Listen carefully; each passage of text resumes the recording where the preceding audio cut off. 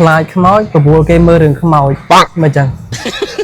និយាយបើចង់មានដើម្បីនិយាយថាមនុស្សយើងធម្មតាឲ្យតែខ្លាចអីចេះតែចង់ហ្នឹងអារបស់ដែលគេហាមចេះតែចង់សាកដូចរឿងខ្មោចចឹងដឹងតែខ្លួនឯងខ្លាចប៉ុន្តែនៅតែចង់មើលមិនចង់មើលចង់ហ្នឹងមើលរឿងអីគេមកជិះឈ្វាតែឡើយមើលតែមើលរឿងខ្មោចជិះឈ្វាខ្មោចជិះឈ្វាបងមើលតាំងពីដើរស្រាបអូអញ្ចឹងមើលតាំងពីតួខ្មោចនៅកំមុំឥឡូវតួខ្មោចប្រហែលមានកូនទេមើលទៅនៅពេលដែលឮសំឡេងរឿងខ្មោចមានអារម្មណ៍មិនដល់ថាខ្លាចចង់មើលនៅអង្គុយមកមុខបន្ទប់រោងកុនមើលចំហទ្វារសំឡេងខ្មោចញ៉ាបន្ទប់ខាងលើនេះឮតែសំឡេងញ៉ាហ្វា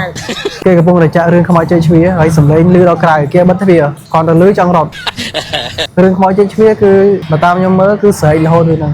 ស្រែករហូត